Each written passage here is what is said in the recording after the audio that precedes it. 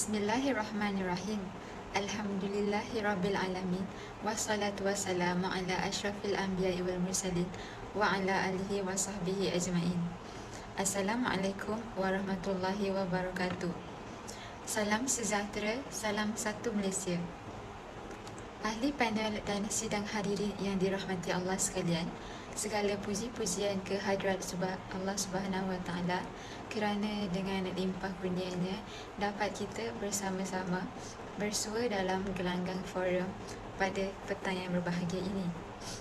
Hadirin yang dihormati, sebelum saya memperkenalkan ahli-ahli panel kita yang akan bersama-sama hingga ke akhir forum hari ini, izinkan saya untuk mengupas terlebih dahulu tajuk forum kita. Tajuk forum kita berkisarkan tema ulum syariah, iaitu konsep akhlak.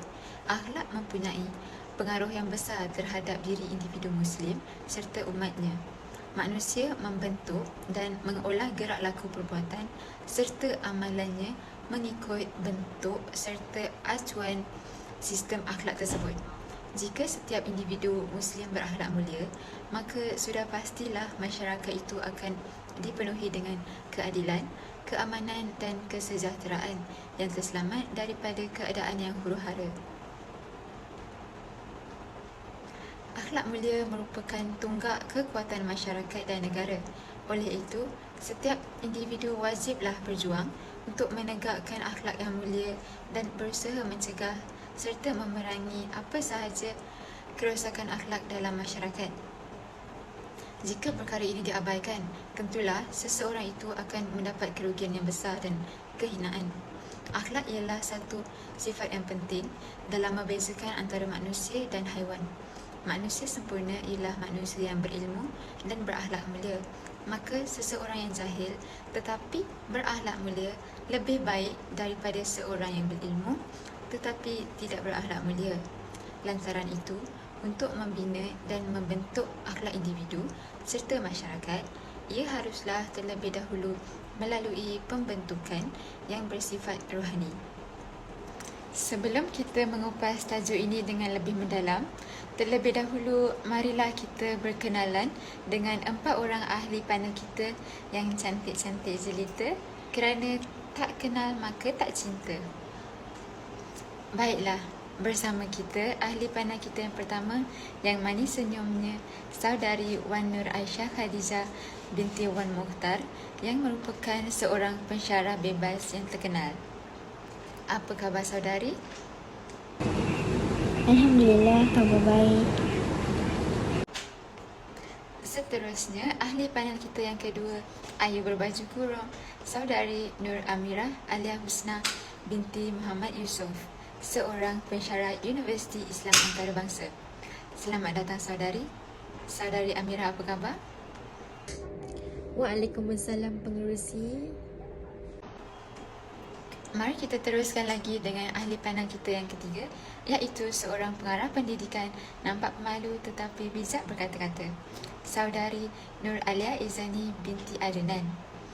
Selamat datang juga buat saudari. Dan akhir sekali, tak lain tak bukan, saudari Nur Hanan Nabiha binti Muhammad Sunaidi, seorang ketua polis negeri. Selamat datang saudari. Saudari sihat? Sihat, Alhamdulillah. Terima kasih kerana bertanya. Sebelum saya menyimpang dengan lebih jauh, soalan saya kepada panel pertama, apakah sebenarnya definisi akhlak? Boleh saudari terangkan? Okey, terima kasih kepada saudari Amal Idina. Hari ini saya akan berkongsi serba sedikit berkenaan dengan definisi akhlak. Okey, istilah akhlak ni berasal daripada bahasa Arab yang boleh diambil daripada perkataan khuluq, yang boleh didefinisikan sebagai perangai atau tingkah laku, tabiat, kepercayaan, pegangan atau agama. Okey, berdasarkan pengertian ini, akhlak ni merupakan perangai, tabiat, maruah atau agama yang mempamerkan gambaran atau rupa batin seseorang.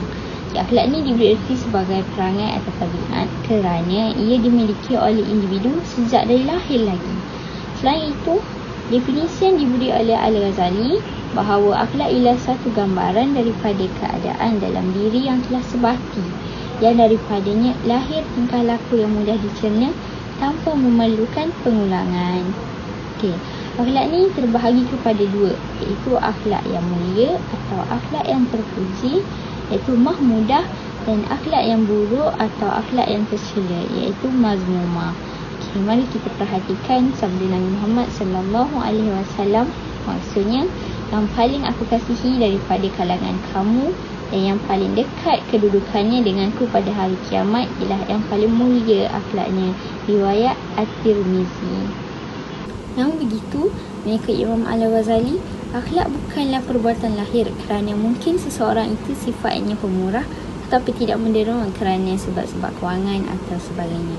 Sebaliknya pula, mungkin seseorang yang bersifat kedekut itu menderma untuk dipuji manusia.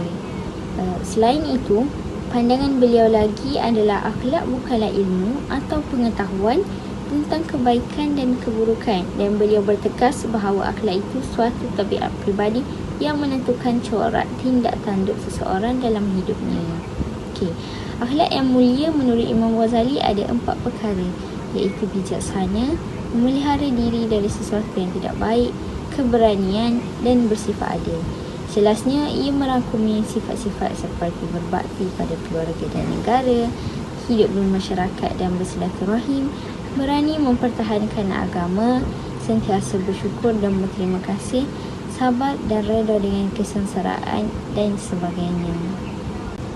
Masyarakat dan bangsa yang memiliki akhlak yang mulia adalah penggerak ke arah pembinaan tamadun dan kejayaan yang diredai oleh Allah Subhanahu Wa Taala, seperti kata pepatah seorang penyair Mesir, Syauqi berkata, hanya saja bangsa itu kekal selama berakhlak. Bila akhlaknya telah lenyap, maka lenyap pula lah bangsa itu. Akhlak yang mulia, iaitu akhlak yang diredai oleh Allah ni, dapat diwujudkan dengan mendekatkan diri kita kepada Allah Subhanahu Wa Taala, iaitu dengan mematuhi segala perintahnya dan meninggalkan semua larangannya, mengikut ajaran-ajaran sunnah Rasulullah SAW, mengajak kepada kebaikan dan mencegah kemungkaran, seperti firman Allah Subhanahu Wa Taala dalam surah Al-Imran ayat 110 yang bermaksud, kamu adalah umat yang terbaik untuk manusia, menuju kepada yang ma'ruf dan mencegah yang mungkar, dan beriman kepada Allah Subhanahu Wa Taala. Surah Al-Imran. Maka dapatlah kita rumuskan akhlak sebagai satu sifat atau sikap kepribadian yang melahirkan tingkah laku perbuatan manusia dalam usaha membentuk kehidupan yang sempurna berdasarkan kepada prinsip-prinsip yang telah ditetapkan oleh Allah Subhanahu Wa Taala. Dengan kata lain, akhlak ialah satu sistem yang menilai perbuatan zahir dan batin manusia, baik secara individu, kumpulan, masyarakat serta interaksi hidup antara manusia dengan Allah, manusia sesama manusia, manusia dengan haiwan, malaikat, jin dan alam sekitar. Sekian daripada saya. Kita beralih kepada Cik Moderator, Saudari Amal Idina. Terima kasih kepada panel pertama kita atas lontaran konsep yang utuh lagi berisi. Sebentar tadi, panel pertama ada menyatakan bahawa menurut Imam Ghazali, terdapat beberapa akhlak mulia, iaitu bijaksana, memelihara diri daripada sesuatu yang tidak baik, keberanian dan bersifat adil. Justru saya ingin menanyakan soalan seterusnya kepada ahli panel kita yang kedua. Apakah ciri-ciri akhlak dalam Islam? Bismillahirrahmanirrahim. Terlebih dahulu saya ingin mengucapkan terima kasih kerana telah menjemput saya untuk berbicara dalam majlis forum ini. Untuk menjawab persoalan ini, sudah sedia maklum bahawa ciri-ciri akhlak Islamiah ialah bersifat mutlak dan menyeluruh. Akhlak Islamiah tidak boleh dipinda atau diubah suai. Ianya dikenakan kepada seluruh individu tanpa mengira harta, pangkat dan juga darjat. Seperti yang telah ditinjau dari pelbagai aspek kemanusiaan rohaniah jasmaniah dan dana akliyah. Semua aspek ini sesuai dengan semua tuntutan naluri mengawal sifat-sifat mazmumah. Umat Islam juga diajar supaya bersikap bersederhana dan bersifat terbuka dengan orang ramai. Setiap mukmin haruslah mempelajari akhlak yang terpuji iaitu mahmudah. Sebagai contohnya, beriman dan bertakwa kepada Allah Subhanahu Wa Taala dengan mempercayai segala keagungannya serta melakukan tindakan-tindakan baik yang diperintahkan olehnya. Salah satu contoh sikap mazmumah pula ialah sikap takbur dalam perkataan Arab sedap telah digelar sebagai takabbarah yang bererti sombong. Sebagai contohnya, sentiasa bersikap angkuh atau membanggakan diri dengan bermaksud menganggap dirinya patut dihargai. Bukan itu sahaja, bersikap derhaka kepada ibu bapa seperti berkasar kepada mereka, tidak menjalankan amanah dan sering menyakiti hati mereka adalah salah satu sikap yang tidak patut kita buat kepada ibu bapa kita, kerana sekiranya kita menggores hati mereka, sudah tentu satu titik besar akan jatuh ataupun akan tertanam dalam hati kita kerana kita telah menyakiti hati mereka. Terima kasih kepada panel kedua atas pandangan yang amat bernas sebentar tadi. Sekarang sudah terang lagi bersuluh bahawa sebenarnya akhlak juga mempunyai ciri-cirinya dalam Islam yang boleh diimplikasikan agar semua umat Islam boleh menjadi umat yang baik. Jika tadi dua orang panel kita telah menerangkan tentang konsep akhlak dan ciri-ciri akhlak dalam Islam serta mereka telah menghuraikan dengan selengkapnya, saya ingin meminta panel ketiga pula untuk menerangkan dalil tentang akhlak. Dipersilakan. Assalamualaikum warahmatullahi wabarakatuh. Terima kasih kepada moderator kita pada hari ini. Hari ini saya akan memberitahu sedikit tentang dalil-dalil akhlak. Harap kita mendapat input-input yang penting dalam pencerahan saya pada hari ini. Sememangnya menjadi kewajipan bagi kita yang mengaku Muslim untuk berakhlak mulia. Kita tidak seharusnya sekadar mengenang kehebatan ekonomi, geopolitik maupun ketenteraan. Sebaliknya, perlu melihat kepada aspek yang utama, iaitu akhlak. Akhlak ialah budi pekerti, perangai, tingkah laku atau tabiat. Rasulullah SAW diutus untuk menyempurnakan akhlak seperti sabda baginda yang bermaksud, sesungguhnya aku diutus untuk menyempurnakan akhlak mulia. Hadis riwayat Al-Hakim. Perutusan baginda adalah untuk menyempurnakan budi pekerti mulia dalam jiwa umatnya dan seluruh manusia, sekaligus mengkehendaki kita supaya bermuamalah dengan akhlak baik, tidak dengan aturan lain. Akhlak yang baik adalah sesuatu yang tidak dapat disembunyikan. Kelebihannya dalam Islam adalah menjadi kewajipan bagi setiap individu Muslim menzahirkannya, dan perbuatan seperti ini sesuatu yang dipuji oleh Subhanahu Wa Taala, sebagaimana pujiannya terhadap Rasulullah SAW yang bermaksud, sesungguhnya engkau wahai Muhammad mempunyai akhlak yang terpuji. Maafkan saya. Surah Al-Qalam ayat 4. Di dalam hadis yang lain, Rasulullah SAW bersabda, sesuatu paling berat ditimbang oleh Allah di timbangannya ialah akhlak yang baik.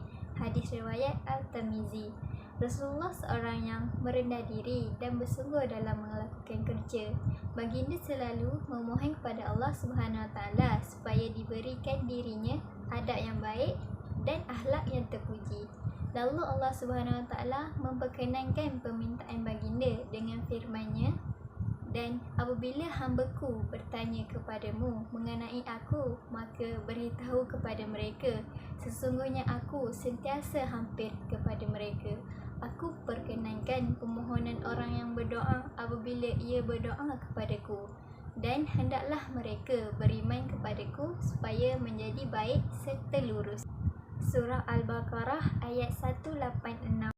Selain itu, sebagai penentangan terhadap akhlak yang baik, Allah Subhanahu Wa Taala mendatangkan larangan daripada melakukan perbuatan yang keji. Hal ini terbukti dengan banyak hadis.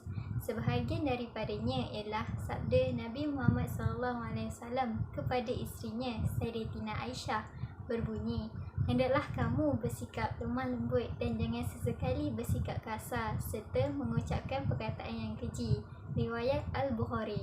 Baginda sallallahu alaihi wasallam bersabda juga, sesungguhnya Allah Subhanahu Wa Taala benci terhadap mereka yang berkata keji dan orang yang buruk akhlaknya.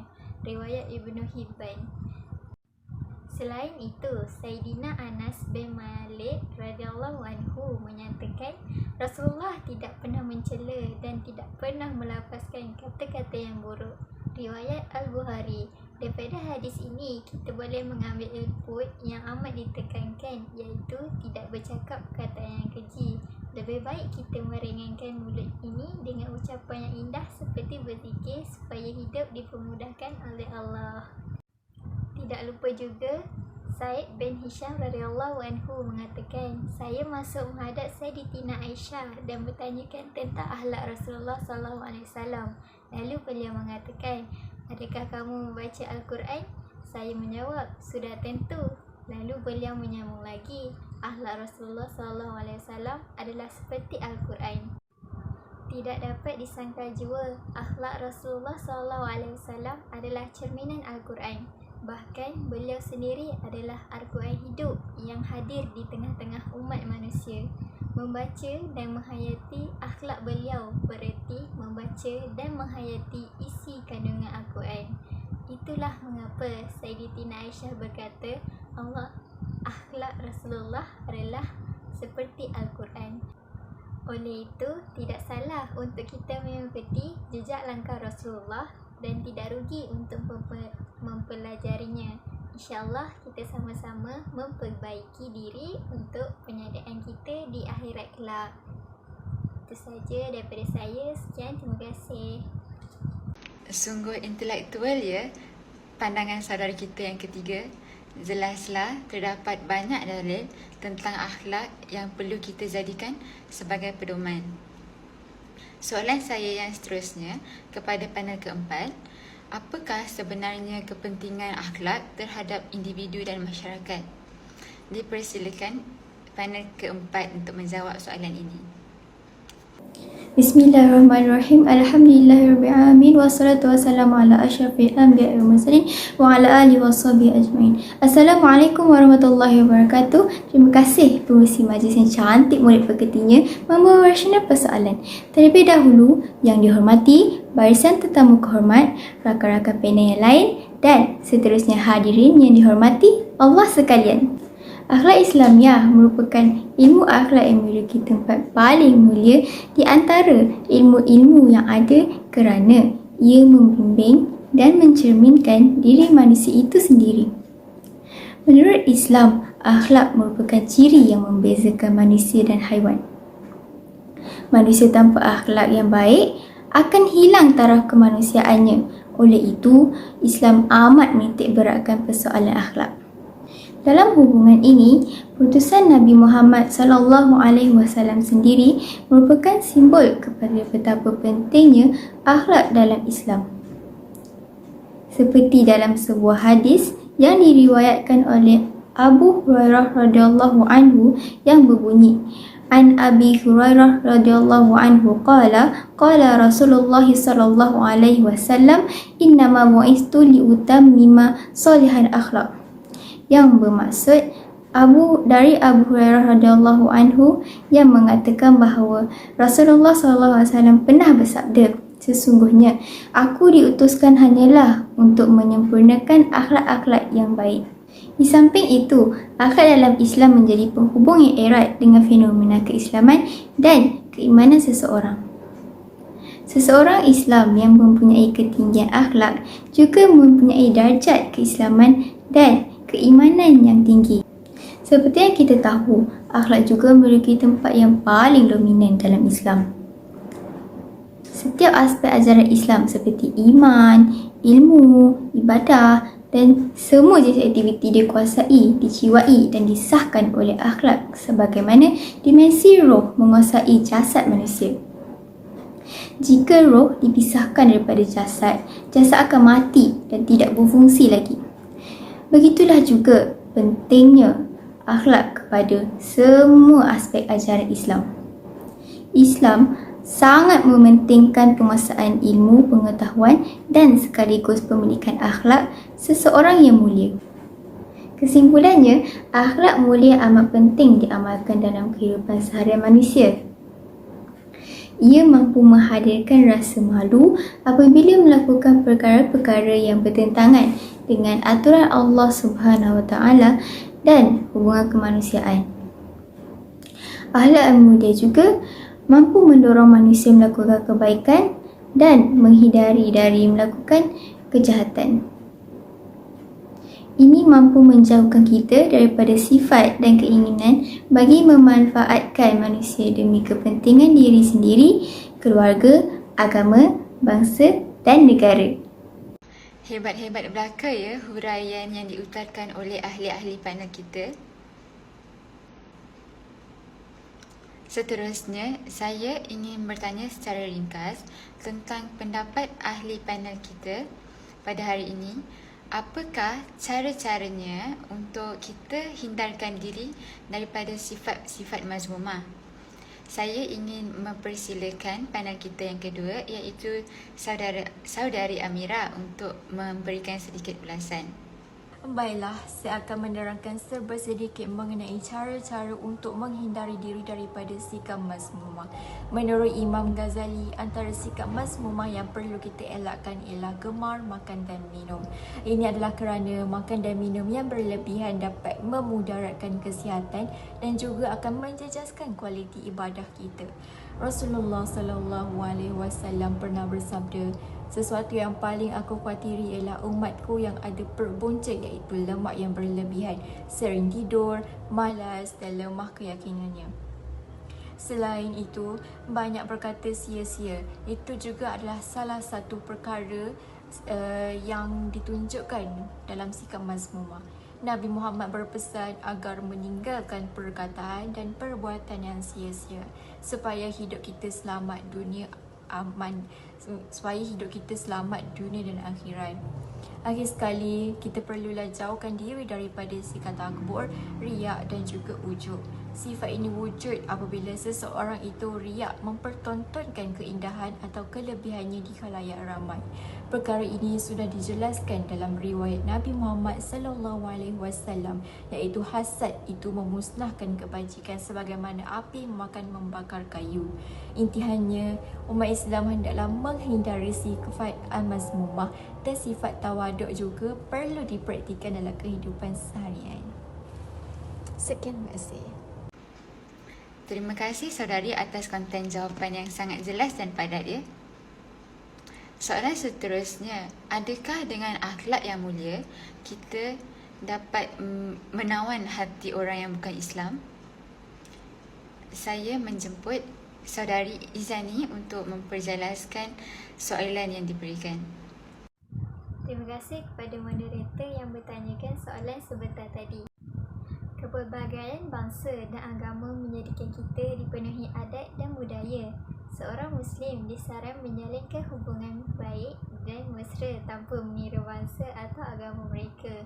Dalam sebuah hadis yang bermaksud, Jibril terus-menerus memberi wasiat kepadaku mengenai jiran-jiranku sehingga aku kira jiran itu termasuk dalam ahli waris. Selain itu, seorang Muslim juga dituntut berinteraksi dengan masyarakat bukan Islam untuk berkongsi keindahan Islam dengan memberi layanan yang baik dan sentiasa berakhlak mulia. Hal ini membuatkan Islam dipandang tinggi oleh orang bukan Islam kerana kelembutan yang dipamerkan oleh orang Islam yang amat baik. Akhlak Islam terdahulu berinteraksi dengan masyarakat setempat berjaya menawan hati mereka yang Islam yang bukan Islam. Jadi tidak salah generasi sekarang untuk menawan hati mereka dengan keindahan Islam. Itu saja daripada pendapat saya. Sekian, terima kasih. Terima kasih saudari Izani. Demikianlah perbincangan daripada semua ahli panel kita tentang akhlak sebentar tadi. Sebagai umat manusia yang ada akal fikiran, kita hendaklah menunjukkan satu tingkah laku yang baik agar kita disenangi oleh orang sekeliling. Banyak cara ya untuk kita yang dapat kita implikasikan agar kita menjadi seorang hamba yang berakhlak mulia. Dengan berkat daya usaha yang gigih, insya-Allah kita dapat melahirkan generasi yang berakhlak dan dapat menjulang nama negara serta mengangkat martabat bangsa di persada dunia agar duduk sama rendah dan berdiri sama tinggi dengan negara-negara maju yang lain. Sidang hadirin yang dihormati, kalau berizinkan saya untuk memberikan serangkap pantun. Kalau berjalan dah sampai ke batas, kalau berkayuh dah sampai ke pulau, kalau mendaki dah sampai ke puncak. Kita telah sampai kepada penghujung bicara. Saya mewakili semua ahli mengucapkan setinggi-tinggi penghargaan kepada semua hadirin yang sudi hadir menyaksikan forum pada petang ini. Lantaran keterbatasan waktu, saya memohon untuk mengakhiri bicara ini. Mohon mengundur diri. Sekian, wabillahi taufiq wal hidayah. Wassalamualaikum warahmatullahi wabarakatuh.